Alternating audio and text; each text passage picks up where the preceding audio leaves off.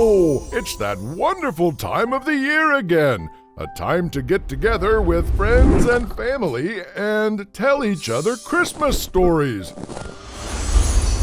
It's time for a frozen Christmas.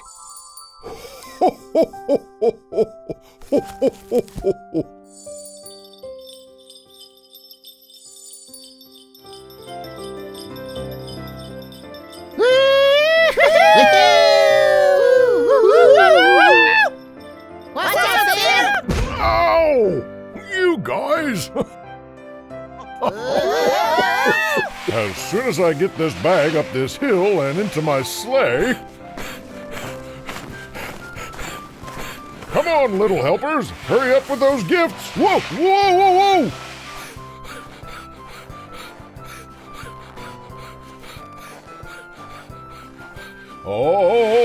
Almost there. I'm off to deliver Christmas presents.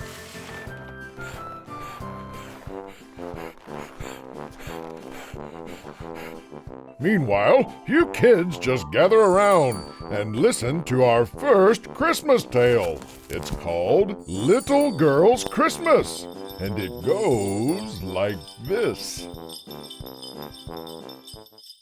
It was Christmas Eve, and Little Girl had just hung up her stocking by the fireplace, right where it would be, all ready for Santa when he came down the chimney. She knew he was coming because it was Christmas Eve, and he always came to leave gifts for her on all the other Christmas Eves. Still, she wasn't quite satisfied. Way down in her heart, she was a little uncertain.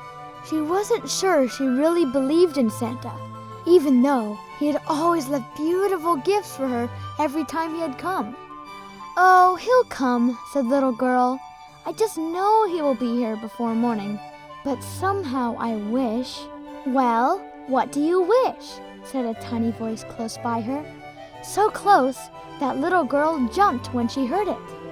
"Why, I wish I could see Santa myself. I'd just like to go and see his house and his workshop and ride in his sleigh. And no Mrs. Santa. It would be such fun. And then I'd know for sure." "Why don't you go then?" said Tiny Voice. "It's easy enough. Just try on these shoes and take this light in your hand, and you'll find your way all right." So Little Girl looked down on the hearth, and there were two cute little shoes, side by side, and a little spark of light close to them, just as if they were all made out of one of the glowing coals of the fireplace. Such cute shoes as they were, Little Girl could hardly wait to pull off her slippers and try them on. They fit exactly right, and just as Little Girl had put them both on and had taken the light in her hand, along came a little breath of wind, and away she went up the chimney, along with ever so many other little sparks, past the soot fairies and out into the open air, where Jack Frost and the starbeams were all busy at work, making the world look pretty for Christmas. Away went Little Girl, two shoes, bright light and all, higher and higher, until she looked like a tiny star herself. It was the funniest thing, but she seemed to know the way perfectly, and didn't have to stop to make inquiries anywhere. You see, it was a straight road all the way, and when one doesn't have to think about turning to the right or to the left, it makes things much easier. Pretty soon, Little Girl noticed that there was a bright light all around her, and right away, something down in her heart began to make her feel very happy indeed. She didn't know that the Christmas spirits and little Christmas fairies were all around her and even right inside her, because she couldn't see a single one of them.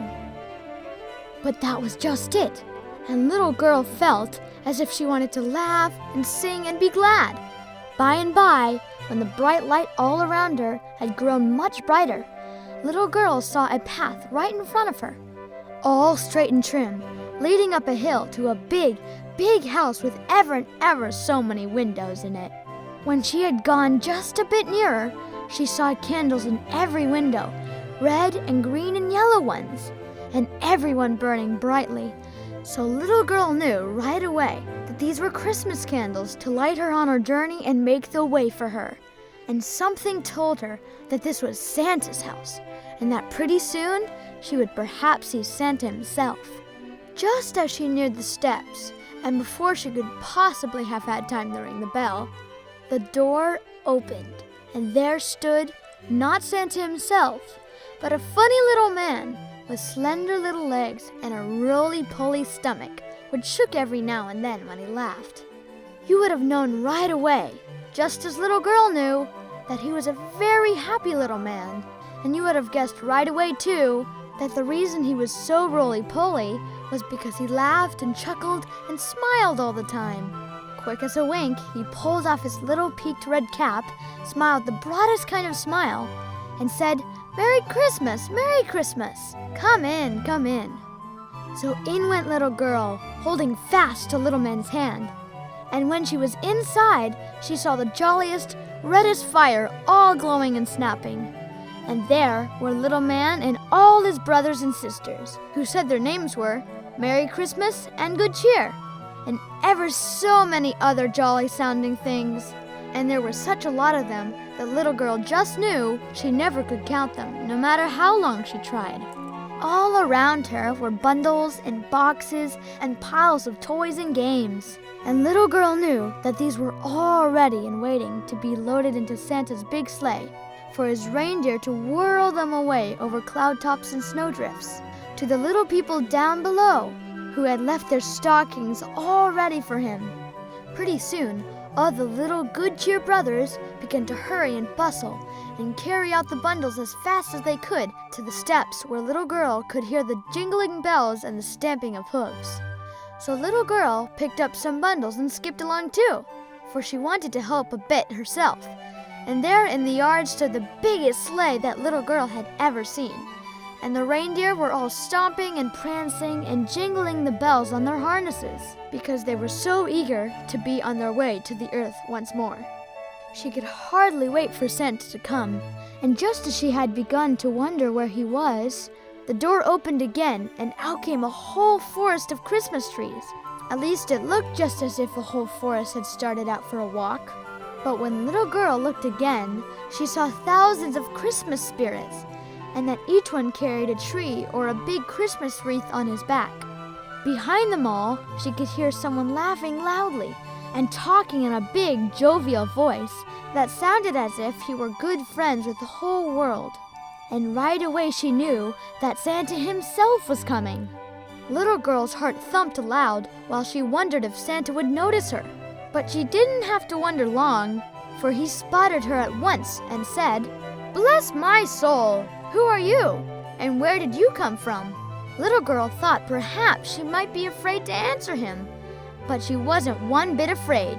He had such a kind little twinkle in his eye that she felt happy right away as she replied, "Oh, I'm little girl, and I wanted so much to see Santa that I came to your house, and here I am." "Ho, ho, ho, ho, ho," laughed Santa, "and here you are. Wanted to see Santa, did you? And so you came. Now that's very nice, and it's too bad I'm in such a hurry, for I would love to show you about. But you see, it is 11:15 now, and I must be on my way at once. Else I'll never reach that first chimney top by midnight." And good old Santa put his big warm hand on little girl's curls, and she felt his kindness down to her heart. She knew that even though Santa was in such a great hurry, he wasn't too busy to stop and make someone happy for a minute, even if it was someone no bigger than herself. So she smiled back and said, "Oh, Santa, if I could only ride down to earth with you behind those pretty reindeer. I'd love to go. Won't you please take me? I'm so small that I won't take up much room on the seat, and I'll keep very still and not bother you." Santa laughed a big and loud and rollicking laughter, and he said, "Wants a ride, does she? Well, well, shall we take her, little elves? Shall we take her, little fairies? Shall we take her, good reindeer?" And all the little elves hopped and skipped and brought little girl a sprig of holly, and all the little fairies bowed and smiled and brought her a bit of mistletoe. And all the good reindeer jingled their bells loudly, which meant, "Oh yes, let's take her. She's a good little girl. Let her ride." And before little girl could even think, she found herself all tucked up in the big fur robes beside Santa. And away they went, right out into the air, over the clouds, through the Milky Way, and right under the handle of the Big Dipper. On, toward the earth, whose lights little girl began to see, twinkling away down below her. Now she felt the runners scrape upon something, and she knew they must be on someone's roof, and that Santa would slip down someone's chimney in a minute.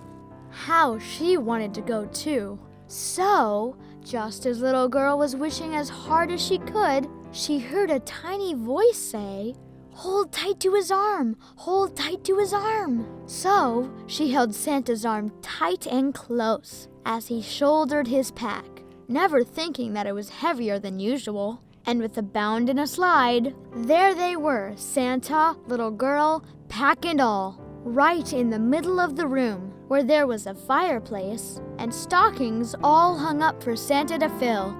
Just then, Santa noticed little girl.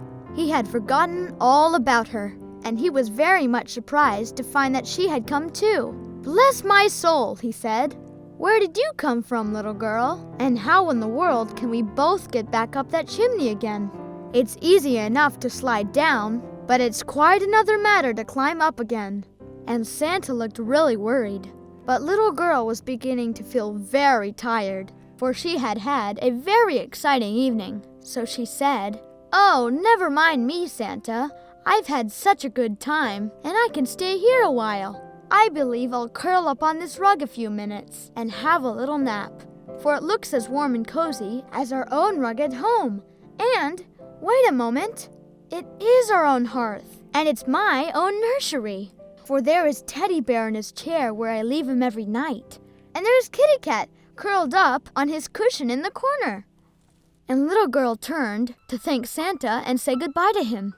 But either he had gone very quickly, or else she had fallen asleep very quickly. For the next thing she knew, Daddy was holding her in his arms and was saying, "What is my little girl doing here? She must go to bed, for it's Christmas Eve, and Santa won't come if he thinks there are any little girls about."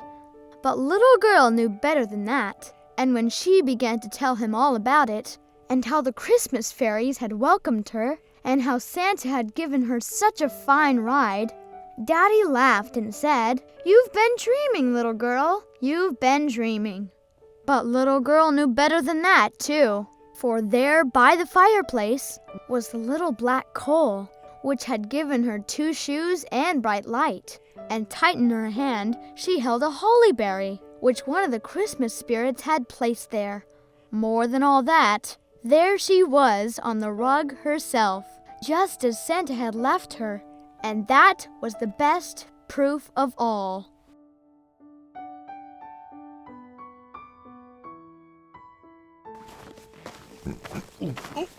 I'm in a rush to get these presents into a chimney before midnight. Santa's work is never done. Oh, ouch! Hey, you caught me. Well, hey there. Shh. Don't want to wake anybody up. Ow, ouch. Ouch. They make these things smaller every year.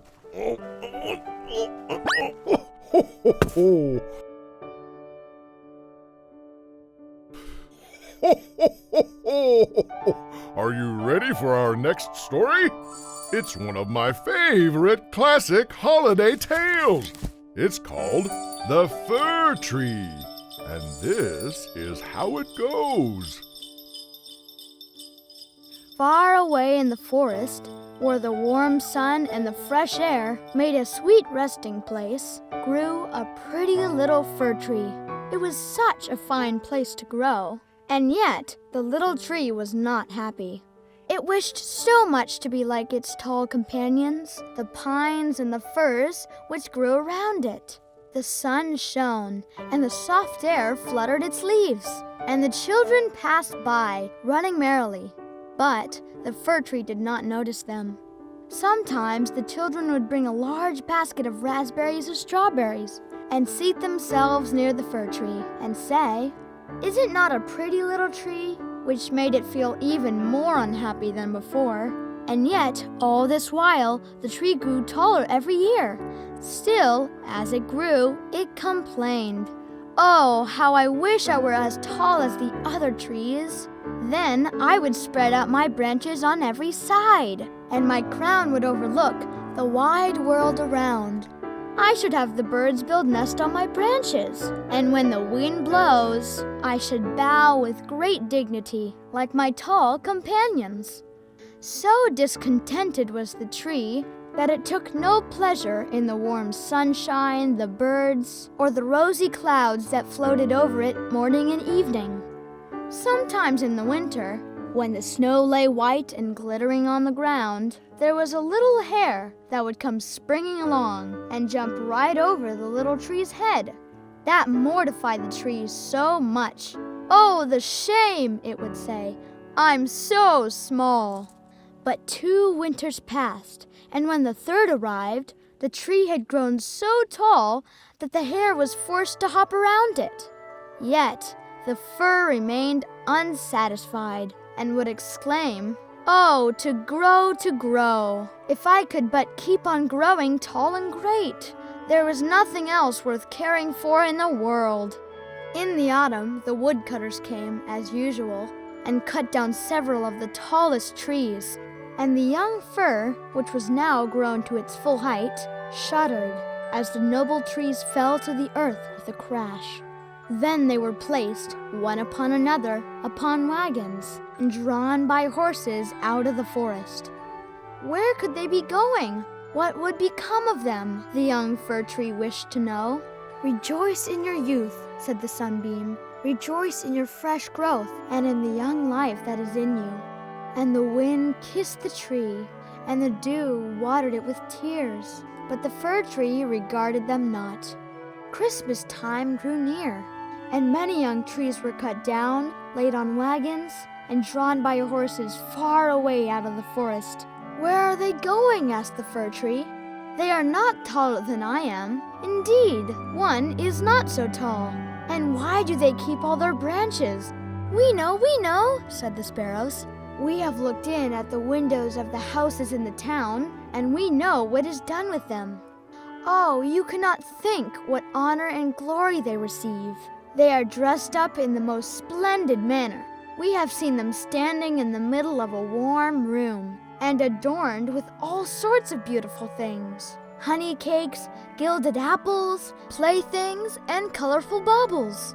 "And then," asked the fir tree, trembling in all its branches, "and then what happens?"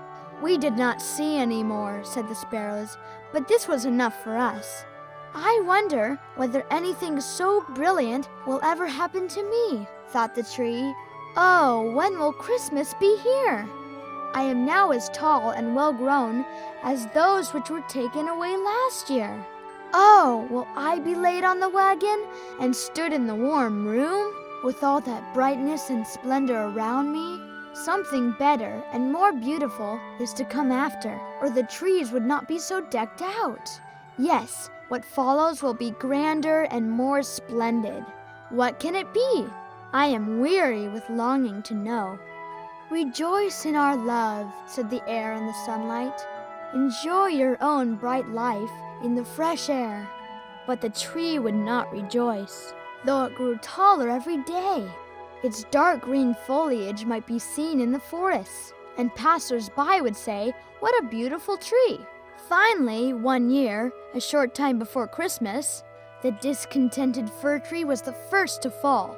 As the axe cut sharply through the trunk, the tree fell with a groan to the earth, conscious of pain and faintness, and forgetting all its dreams of happiness in sorrow at leaving its home in the forest.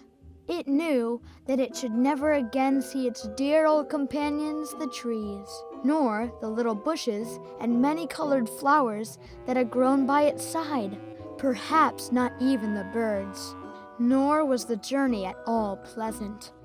The tree first recovered itself while being unpacked in the courtyard of a house with several other trees.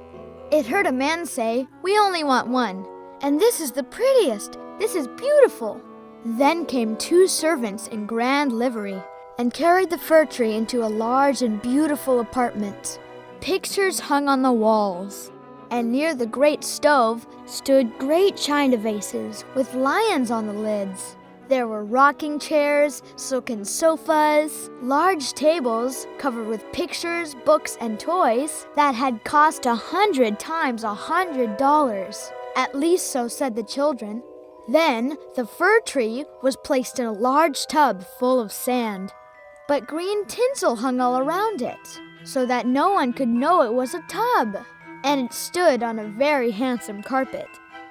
Oh, how the fir tree trembled! What was going to happen to him now? Some young ladies came in, and the servants helped them to adorn the tree. On one branch they hung strong colored paper and beautiful glass baubles. From other branches hung gilded apples and walnuts, and all around were hundreds of red, blue, and white candles, which were fastened upon the branches. And the tree had never seen such things before. And at the top was fastened a glittery star made of gold tinsel. Oh, it was very beautiful. "This evening," they all exclaimed, "how bright it will be!" Oh, that the evening were come, thought the tree, and the candles lit. Then I should know what else is going to happen. Will the trees of the forest come to see me? Will the sparrows peep in at the windows, I wonder, as they fly? Shall I grow faster here and keep on all these ornaments during summer and winter? But guessing was of very little use. His back ached for trying, and this pain is as bad for a slender fir tree as a headache is for us. At last the candles were lit, and then what a glistening blaze of splendor the tree presented. It trembled so with joy in all its branches that one of the candles fell among the green leaves and burnt some of the ornaments and carefully wrapped gifts below. After this, the tree tried not to tremble at all, though the fire frightened him. He was so anxious not to damage any of the beautiful ornaments, even while their brilliancy dazzled him. And now the folding doors were thrown open, and a troop of children rushed in as if they intended to upset the tree, and were followed more slowly by their elders. For a moment, the little ones stood silent with astonishment, and then they shouted for joy till the room rang. And they danced merrily around the tree, while one present after another was taken from it. "What are they doing? What will happen next?" thought the tree. At last, the candles burned down to the branches and were put out. Then the children received permission to plunder the tree. Oh, how they rushed upon it! There was such a riot that the branches cracked, and had it not been fastened to the glistening star on the ceiling, it must have been thrown down. Then the children danced about with their pretty toys, and no one noticed the tree except the children's maid, who came and peeped among the branches to see if an apple or a fig had been forgotten. "A story, a story!" cried the children, pulling a little fat man toward the tree.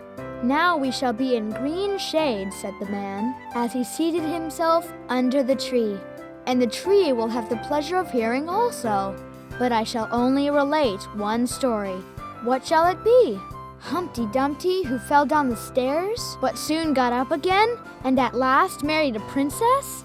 "Yes!" cried the children, and there was a wild uproar. But the fir tree remained quite still, and thought to himself, "Shall I have anything to do with all this? Ought I to make a noise too?" But he had already amused them as much as they wished. Then the old man told them the story of Humpty Dumpty, how he fell down the stairs and was raised up again, and married a princess. And the children clapped their hands and cried, "Tell another, tell another!" After this, the fir tree became quite silent and thoughtful. Never had the birds in the forest told such tales as Humpty Dumpty, who fell down the stairs, and yet married a princess. Ah, yes, so it happens in the world, thought the fir tree. He believed it all, because it was related by such a pleasant man. Ah, well, he thought, who knows? Perhaps I may fall down too and marry a princess. And he looked forward joyfully to the next evening, expecting to be again decked out with lights and toys, gold and fruit. Tomorrow I will not tremble, thought he. I will enjoy all my splendor, and I shall hear the story of Humpty Dumpty again. And the tree remained quiet and thoughtful all night. In the morning, the servants and the housemaid came in. Now, thought the fir tree, all my splendor is going to begin again. But they dragged him out of the room and upstairs to the attic and threw him on the floor, in a dark corner where no daylight shone. And there they left him. What does this mean? Thought the tree. What am I to do here? I can hear nothing in a place like this. And he leaned against the wall and thought and thought. And he had time enough to think, for days and nights passed, and no one came near him. And when at last somebody did come, it was only to push away some large boxes in a corner. So the tree was completely hidden from sight, as if it had never existed. It is winter now, thought the tree. The ground is hard and covered with snow, so that people cannot plant me. I shall be sheltered here, I dare say, until spring comes. How thoughtful and kind everybody is to me. Still, I wish this place were not so dark and so dreadfully lonely, with not even a little hare to look at. How pleasant it was out in the forest while the snow lay on the ground. When the hare would run by, yes, and jump over me too, although I did not like it then. Oh, it is terribly lonely in here. Squeak, squeak, said a little mouse, creeping cautiously towards the tree. Then came another, and they both sniffed at the fir tree and crept in and out between the branches. Oh, it is very cold in here, said the little mouse. If it were not, we would be very comfortable here, wouldn't we, old fir tree? I am not old, said the fir tree. There are many who are older than I am. Where do you come from? Asked the mice, who were full of curiosity. And what do you know? Have you seen the most beautiful places in the world? And can you tell us all about them? And have you been in the storeroom, where cheeses lie on the shelf and hams hang from the ceiling? One can go in thin and come out fat in a place like that. I know nothing of that, said the fir tree, but I know the wood, where the sun shines and the birds sing. And then the tree told the little mice all about its youth. They had never heard such an account in their lives, and after they had listened to it attentively, they said, "What a number of things you have seen! You must have been very happy." "Happy?" exclaimed the fir tree.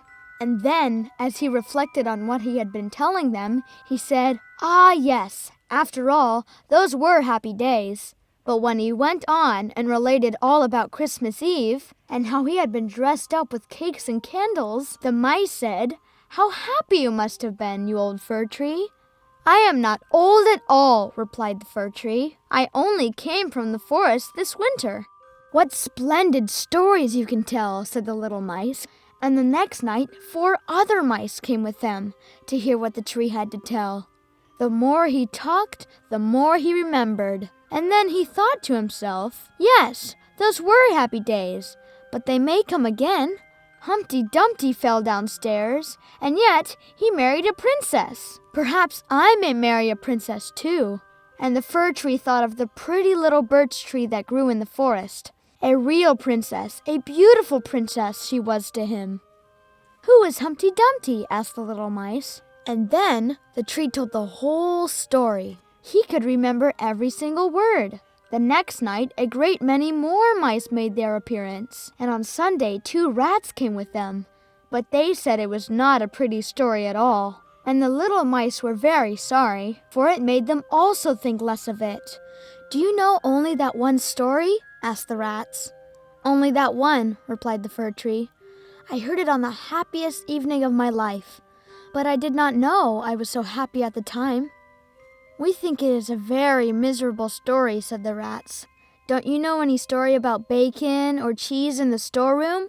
"No," replied the tree. "Many thanks to you then," replied the rats, and they went on their way. The little mice also kept away after this, and the tree sighed and said, "It was very pleasant when the merry little mice sat around me and listened while I talked. Now that is all past too. Oh, how I shall consider myself happy when someone comes to take me out of this place." But would this ever happen? Yes. One morning, people came to clear up the attic. The boxes were packed away, and the tree was pulled out of the corner and thrown roughly on the floor. Then it was carried downstairs and taken into the courtyard so quickly that it forgot to think of itself and could only look about. There was so much to be seen. The court was close to a garden where everything looked blooming. Fresh and fragrant roses hung over the little palings. The linden trees were in blossom, and the birds sang. "Now I shall live," cried the tree joyfully, spreading out its branches, but alas, they were all withered and yellow, and it lay in the corner amongst weeds and nettles. The star of gold paper, still stuck in the top of the tree, glittered in the sunshine. In the same courtyard, 2 of the merry children who had danced around the tree at Christmas time and had been so happy were playing. The youngest saw the gilded star and ran and pulled it off the tree. "Look what is sticking to the ugly old fir tree," said the child, treading on the branches till they crackled under his boots.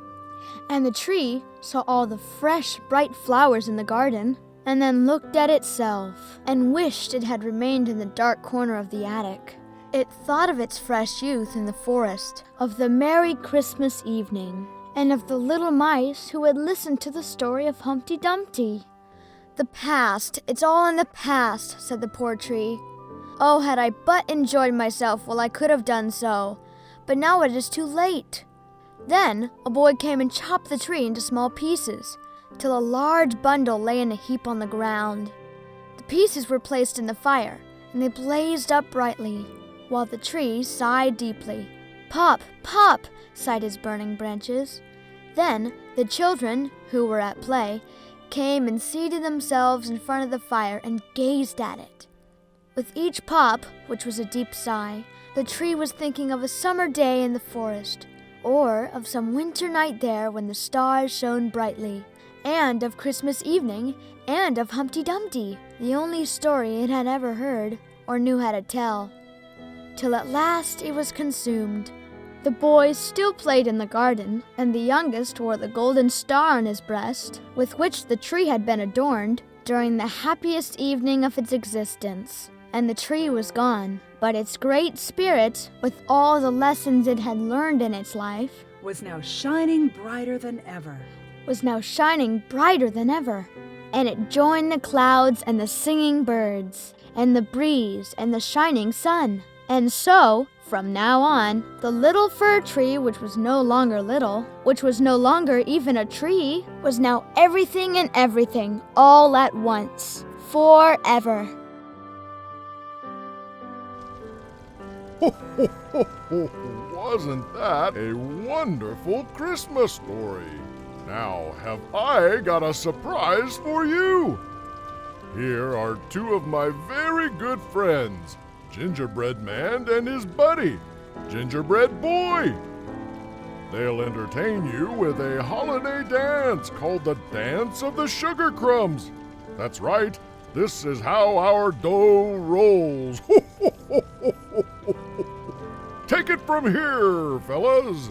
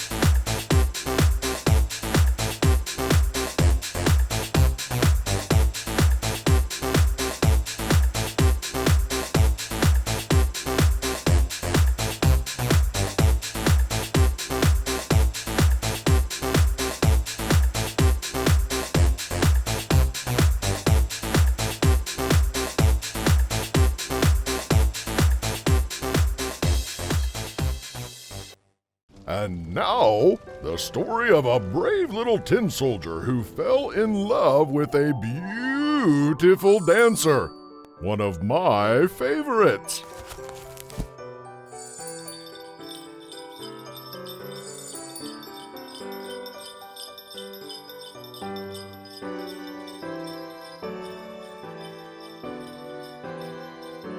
There were once 25 tin soldiers, who were all brothers, for they had been made out of the same old tin spoon. They shouldered arms and looked straight before them, and wore a splendid uniform, red and blue. The first thing in the world they ever heard were the words, "Tin soldiers," shouted by a little boy, who clapped his hands with delight when the lid of the box in which they lay was taken off. They were given him for a birthday present, and he stood at the table to set them up. The soldiers were all exactly alike, except one, who had only one leg. When it came to making him, there was not enough of the melted tin to finish him, so they made him to stand firmly on one leg, and this caused him to be very remarkable.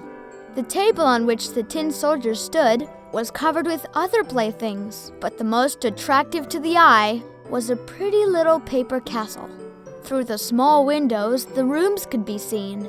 In front of the castle, a number of little trees surrounded a piece of glass, which was represented a beautiful lake. Swans made of wax swam on the lake and were reflected in it.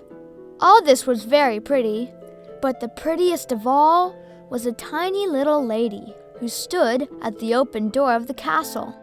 She also was made of paper, and she wore a dress of clear blue muslin. The little lady was a dancer, and she stretched out both her arms, and she raised one of her legs so high that the tin soldier could not see it at all, and he thought that she, like himself, had only one leg. "That is the wife for me," he thought, "but she is too beautiful and lives in a castle, while I have only a box to live in. 25 of us soldiers. That is no place for her. Still, I must try to meet her." Then he laid himself at full length on the table, behind a toy box that stood upon it, so that he could stare at the little delicate dancer, who continued to stand on one leg without losing her balance. When evening came, the other tin soldiers were all placed in the box, and the people of the house went to bed. Then the toys began to have their own games together, to pay visits, to have pillow fights, and to give parties. The tin soldiers rattled in their box. They wanted to get out and join the amusements, but they could not open the lid. The nutcrackers played at leapfrog, and the dolls danced on the table. There was such a noise that the canary woke up and began to talk, and in poetry too. Only the tin soldier and the dancer remained in their places. She stood on tiptoe with her legs stretched out, as firmly as he did on his one leg. He never took his eyes from her for even a moment. The clock struck 12, and with a bounce, up sprang the lid of the toy box. But instead of toys, there jumped out a little black goblin. "Tin soldier," said the goblin, "don't wish for what does not belong to you." But the tin soldier pretended not to hear. "Very well, wait till tomorrow then," said the goblin. When the children came in the next morning, they placed the tin soldier in the window. Now, whether it was the goblin who did it or the wind is not known, but the window flew open and out fell the tin soldier, heels over head, from the 3rd story into the street beneath. It was a terrible fall, for he came head downwards. His helmet and his bayonet stuck in between the flagstones, and his one leg up in the air. The maid and the little boy went downstairs directly to look for him, but he was nowhere to be seen, although once they nearly stepped on him. If he had called out, "Here I am," it would have been all right, but he was too proud to cry out for help while he wore a uniform. Soon it began to rain, and the drops fell faster and faster, till there was a heavy shower. When it was over, 2 boys happened to pass by, and one of them said, "Look, there is a tin soldier. He ought to have a boat to sail in." So They made a boat out of newspaper and placed the tin soldier in it and sent him sailing down the gutter, while the two boys ran by the side of it and clapped their hands. Large waves swept the tin soldier down the gutter, for the rain had been very heavy. The paper boat rocked up and down and turned itself around sometimes so quickly that the tin soldier almost lost his footing. Yet he remained firm. He looked straight before him and shouldered his musket. Suddenly, the boat shot under a bridge, which formed a part of a drain. And then it was as dark as the tin soldier's box. "Where am I going now?" thought he. "This is the black goblin's fault, I am sure. Ah, well, if the little lady were only here with me in the boat, I should not care for any darkness." Suddenly, there appeared a big rat who lived in the drain. "Do you have a drain pass?" asked the rat. "Give it to me at once." But the tin soldier remained silent and held his musket tighter than ever. The boat sailed on, and the rat followed it, yelling at nobody in particular. "Stop him! Stop him! He has not paid toll, and has not shown his pass." But the stream rushed on even stronger. The tin soldier could already see daylight shining over yonder. Then he heard a roaring sound, terrible enough to frighten the bravest man. At the end of the tunnel, the drain fell into a large canal, as tall to him as a waterfall would be to us. He was too close to it to stop, so the boat rushed on, and the poor tin soldier could only hold himself as stiffly as possible without moving an eyelid to show that he was not afraid. The boat whirled around 3 or 4 times, and then filled with water to the very edge. Nothing could save it from sinking. The brave soldier now stood up to his neck in water, while deeper and deeper sank the boat, and the paper became soft and loose with the wet, till at last the water closed over the soldier's head. He thought of the elegant little dancer, whom he should never see again, and the words of the song sounded in his ears, "Farewell, warrior, ever brave, drifting onward to thy grave." Then the paper boat fell to pieces, and the soldier sank into the water, and immediately afterwards was swallowed up by a large fish. Oh, how dark it was inside the fish! A great deal darker than in the tunnel, and narrower too. But the tin soldier continued firm, and lay at full length, shouldering his musket. The fish swam to and fro, making the most wonderful movements, but at last he became quite still. After a while, a flash of lightning seemed to pass through him, and then the daylight approached, and a voice cried out, "I have found the tin soldier!" The fish had been caught, taken to the market, and sold to the cook, who took him into the kitchen and cut him open with a large knife. She picked up the soldier and held him by the waist between her finger and thumb and carried him into the room. They were all anxious to see this wonderful soldier who had traveled about inside a fish, but he was not at all proud. They placed him on the table, and how many curious things do happen in the world! There he was in the very same room from the window of which he had fallen. There were the same children, the same toys, and the pretty castle with the elegant little dancer at the door, still balancing herself on one leg. It touched the tin soldier so much to see her that he almost wept tin tears, but he held them back. He only looked while they both remained silent. Then one of the little boys picked up the tin soldier and threw him into the stove.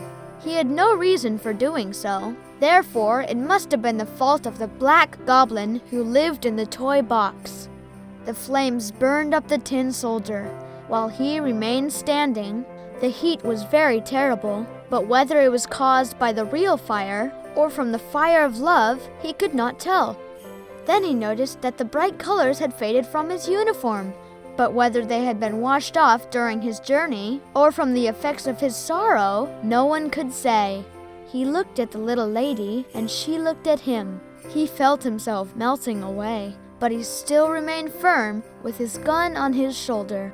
Suddenly, the door of the room flew open, and the draft of air caught up the little dancer.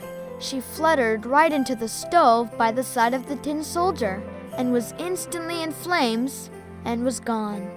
The tin soldier melted down into a lump, And the next morning, when the maid took the ashes out of the stove, she found him in the shape of a little tin heart. And near that heart was the dancer's tinsel rose, now burnt black as a cinder.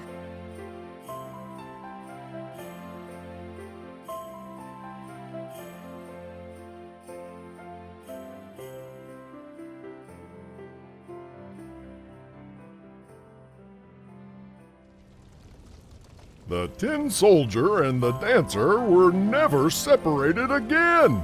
I love happy endings. Oh, what's this? Oh, little Kate has been good this year again. I better get her a present stat.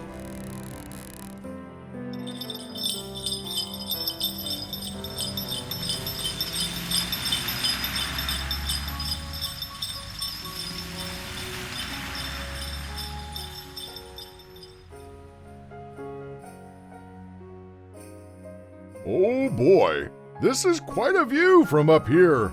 I'm just a romantic, especially during Christmas time.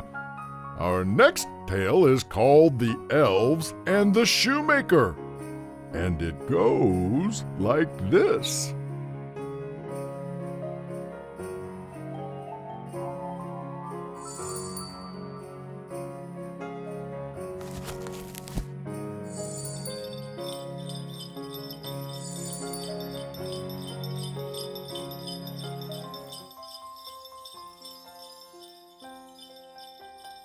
There once was a shoemaker who worked very hard and was very honest, but could not earn enough to live upon. Finally, all he had in the world was gone, save for a little leather, enough to make one pair of shoes. One night, he cut his leather out, meaning to rise early in the morning to make a pair of shoes. His conscience was clear, and his heart light amidst all his troubles. So he went peacefully to bed, left all his cares to heaven, and soon fell asleep. In the morning, after he had said his prayers, he sat himself down to his work, when, to his great wonder, there stood a pretty pair of shoes already made. The good man did not know what to say or think at such an odd sight. He looked at the workmanship. There was not one false stitch in the whole job. All was so neat and true that it was quite a masterpiece. The same day, a customer came in, and the shoes suited him so well that he willingly paid a price higher than usual for them. And the poor shoemaker, with the money, bought leather enough to make 2 more pairs. In the evening, he cut the leather work and went to bed early, that he might get up and begin work early the next day. But he was saved all the trouble, for when he got up in the morning, the work was already done. Soon, in came buyers, who paid him handsomely for his shoes, so that he bought leather enough for 4 more pairs. He cut out the work again and left it overnight, and found it done in the morning. And so it went on for some time, so that the good man soon became thriving and well off again. One evening, about Christmas time, as the shoemaker and his wife were sitting over the fire chatting together, he said to her, "I should like to sit up and watch tonight, that we may see who it is that comes and does my work for me." The wife liked the thought, so they left a light burning and hid themselves in a corner of the room behind a curtain and watched what happened. As soon as it was midnight, there came in 2 little elves wearing ragged old clothes and worn-out shoes, and they sat themselves upon the shoemaker's bench, took up all the work that was cut out, and began to ply with their little fingers, stitching and wrapping and tapping away at such a rate that the shoemaker was all wonder and could not take his eyes off them. And on they went till the job was done, and the shoes stood ready for use upon the table. Then they bustled away just before daybreak. The next day, the wife said to the shoemaker, "These little elves had made us rich, and we ought to be thankful to them and do something for them in return. I will make each of them a new shirt and a coat and a waistcoat and a pair of pants, and you make each of them a new pair of shoes. What do you say?" The thought pleased the good shoemaker very much, And one evening, when all the clothes and shoes were ready, they laid them on the table and hid themselves to watch what the little elves would do. About midnight, in they came, dancing and skipping, hopping around the room, and then went to sit down to their work as usual. But when they saw the clothes and shoes laid out for them, they laughed and danced and seemed mightily delighted. Then they changed themselves into the new clothes and danced and sprang about as merrily as could be, till at last they danced out the door and away over the garden. The good couple saw them no more, but everything went well with them from that time forward as long as they lived. What a wonderful story, wasn't it? Are you ready for our next story? Take it from here, Fred.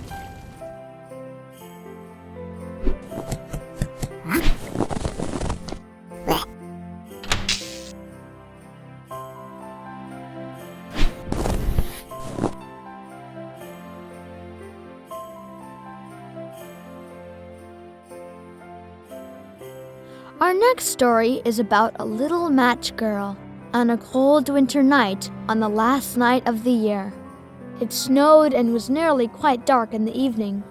In this cold and darkness, a poor little girl with a threadbare dress and with naked feet trudged through the snow. Her tiny naked feet were quite red and blue from cold. She carried a quantity of matches in an old apron, and she held a bundle of them in her hand. Nobody had bought anything from her the whole day. No one had given her a single penny. She crept along trembling with cold and hunger, a very picture of sorrow, the poor little thing. The flakes of snow covered her long fair hair, which fell in beautiful curls around her neck. But of that, of course, she never once now thought. From all the windows the candles were gleaming, and it smelt so delicious of roast goose, for it was New Year's Eve, and the little girl was so hungry. She finally seated herself down and cowered in a corner. Her little feet she had drawn close up to her. But she grew colder and colder, and to go home she did not venture, for she had not sold any matches and could not bring a penny of money. From her father she would certainly get blows, and at home it was cold too, for above her she had only the roof, through which the wind whistled, even though the largest cracks were stopped up with straws and rags. Her little hands were almost numbed with cold. Oh, a match might afford her a world of comfort, if she only dared take a single one out of the bundle, draw it against the wall, and warm her fingers by it. She drew one out and lit it. Oh, how it blazed, how it burnt! It was a warm, bright flame like a candle, as she held her hands over it. It was a wonderful light. It seemed to the little girl as though she were sitting before a large iron stove, with burnished brass feet and a brass ornament at top. The fire warmed her so delightfully. The little girl had already stretched out her feet to warm them too, but the small flame went out, the stove vanished. She had only the remains of the burnt-out match in her hand. She rubbed another against the wall. It burned brightly, and where the light fell on the wall, there the wall became see-through like a veil, so that she could see into the room. On the table was spread a snow-white tablecloth. Upon it was a splendid porcelain service, and the roast goose was steaming with its stuffing of apple and dried plums. And what was still more things to behold, delicious dishes of fruits and meat, when the match went out and nothing but the thick, cold, damp wall that was left behind. She lighted another match. Now, there she was, sitting under the most magnificent Christmas tree. It was still larger and more decorated than the one which she had seen through the glass door in the rich merchant's house. Thousands of lights were burning on the green branches, and beautifully colored pictures, such as she had seen in the shop windows, looked down upon her.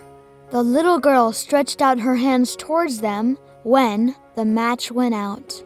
The lights of the Christmas tree rose higher and higher. She saw them now as stars in heaven. One fell down and formed a long trail of fire. "Someone is just dead," murmured the little girl. For her old grandmother, the only person who had loved her and who was now gone, had told her that when a star falls, a soul ascends to God.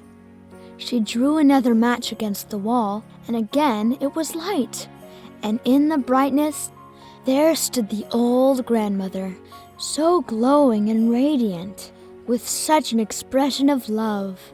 "Grandmother," cried the little one, "oh, take me with you. Do not go away when the match burns out. Do not vanish like the warm stove, like the delicious roast goose, and like the magnificent Christmas tree." And she rubbed the whole bundle of matches quickly against the wall, for she wanted to be quite sure of keeping her grandmother near her. And the matches gave such a brilliant light that it was brighter than the sun. Never she had seen the grandmother so beautiful and so tall.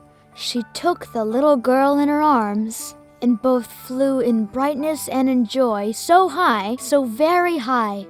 There was neither cold, nor hunger, nor anxiety.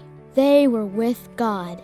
But at cold hour of dawn sat the poor girl in the corner, with rosy cheeks and with a smiling mouth, leaning against the wall, frozen to death on the last evening of the old year.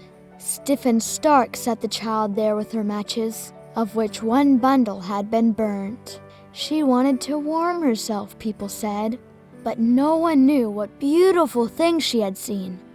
No one even dreamed of the splendor in which, with her grandmother, she had entered on the joys of a new year. What a beautiful story! I hope you enjoyed this. Merry Christmas, everybody, and a Happy New Year!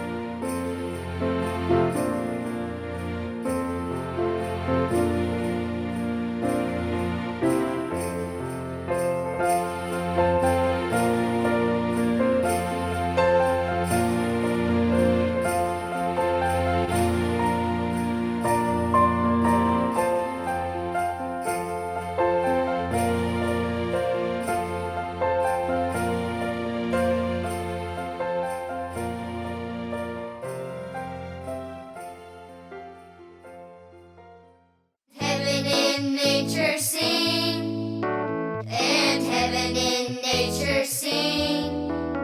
And heaven, heaven in nature sing.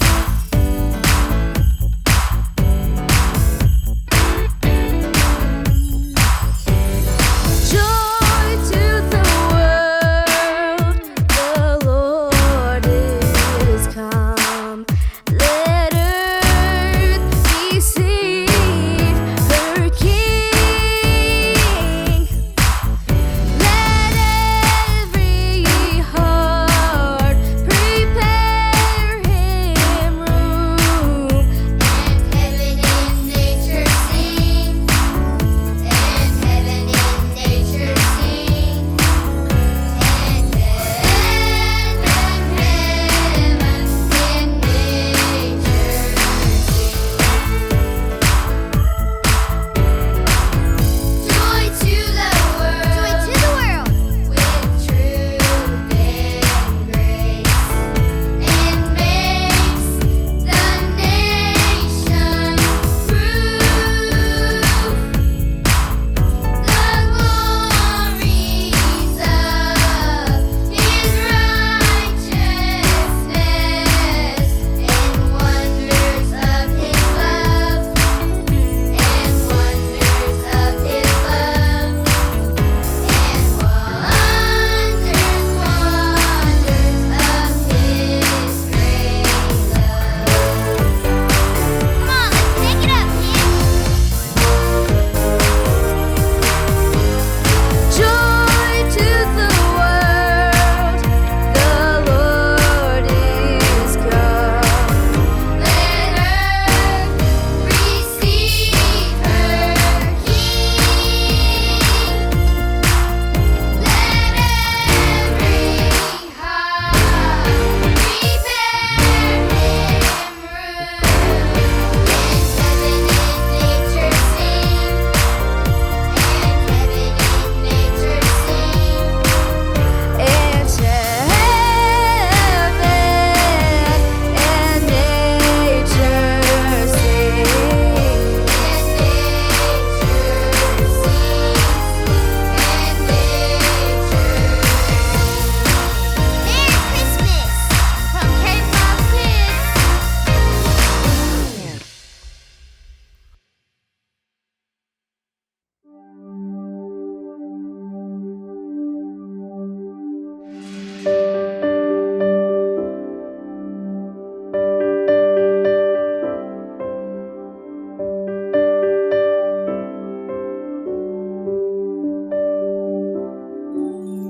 Silent night, holy night, all is calm, all is bright.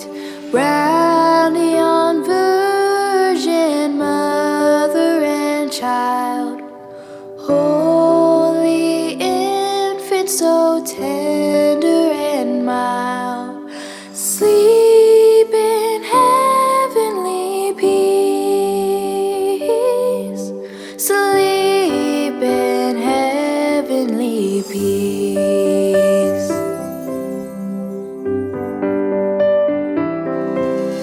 Silent night, holy night, shepherds quake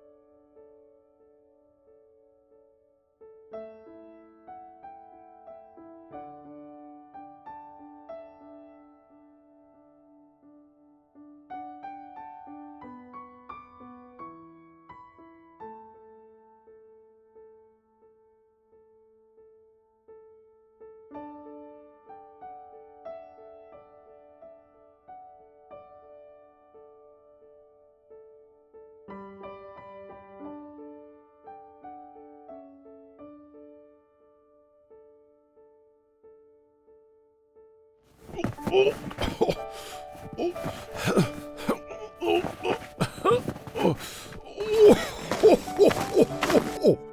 hope you've had a great time listening to these time-honored Christmas classics. See you next time!